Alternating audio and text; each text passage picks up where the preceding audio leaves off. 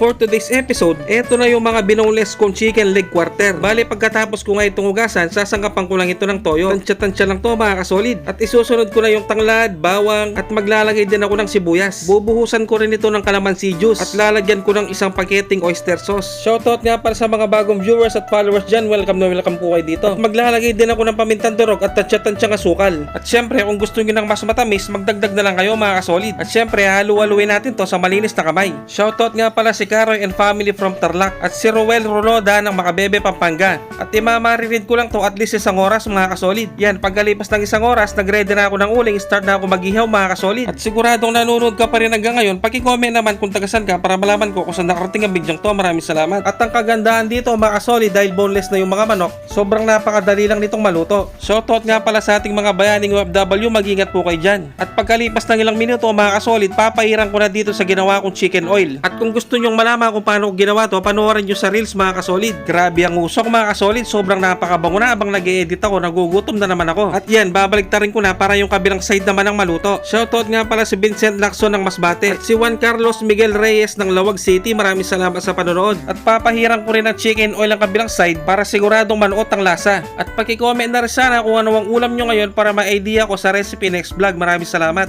At kung tinatamad kayo lumabas, magluto na lang kayo sa bahay. Siguradong napakasarap pa. At siguradong may idea na kayo sa niluluto ko mga kasolid. Sige nga, paki-comment naman. At yan, dahil tapos na ako magluto, ipe-plating ko na tapos tikiman time na tayo mga kasolid. Sigurado mapaparami na naman ang kain natin ngayon. You know, yung isasabaw mo yung chicken oil tapos kukuha ka ng boneless chicken, you know. Isasaw-saw sa toyo na may kalamansi. Kaya po tayo. Sus Mario Joseph, kanyama na po. Grabe, napakadinamnam mga kasolid at wala ka nang iintindihin dahil wala ng buto. At sa lasa niya, para ka na talagang kumain ng inasal sa labas. At yung sausawan ko, napakasolid. Kain po tayo.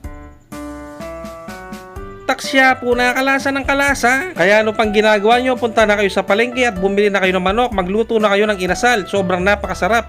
Yun, sinasabaw ko pa yung chicken oil mga kasolid. At siguradong naglalaway ngayon si Eva Arabit ng Binaonan Rizal at si Rachel Sugibo ng Rodriguez Rizal. At kung napanood nyo naman ang ating gabi to mga kasolid, mag-automatic pansit kanto na lang kayo mga bossing. Meron din pala ako tutorial kung paano mag-boneless ng manok, paki-check na lang sa mga video ko. At pag ganito talaga ang ulam, hindi ko talaga mapigilang sumubo. Gusto ko yung tuloy-tuloy subo mga kasolid. Kaya habang nag-e-edit ako ngayon, tululaway na naman ako. Yun, sinawsaw ko pa doon sa chicken oil, no? At napakasolid din ang ginawa kong chicken oil dahil purong taba ng manok ang ginamit ko dito. Siguradong putok-batok at kolesterol ang aabutin mo dito. Sa bagay, madalang lang naman to, kaya sulitin na natin mga kasolid. Siguro hanggang dito na lang muna ang episode na to. So off-cam na lang namin titirain to. At pag pinatay ko ang camera, siguradong ubos to dahil marami na nag-aabang. At maraming salamat sa mga walang sawang sumusuporta at sumusubaybay sa aking mga video. Grabe, sobrang na-appreciate namin kayong lahat mga kasolid. At sa mga walang sawang nagsishare, lubos po ako nagpapasalamat sa inyong lahat. Dahil kayo ang dahilan kung bakit ako sumisipag sa paggawa ng content. At magkita-kita ulit tayo sa susunod na episode. Hanggang dito na lang. Maraming salamat sa panonood. Basta Kapampangan, manyaman!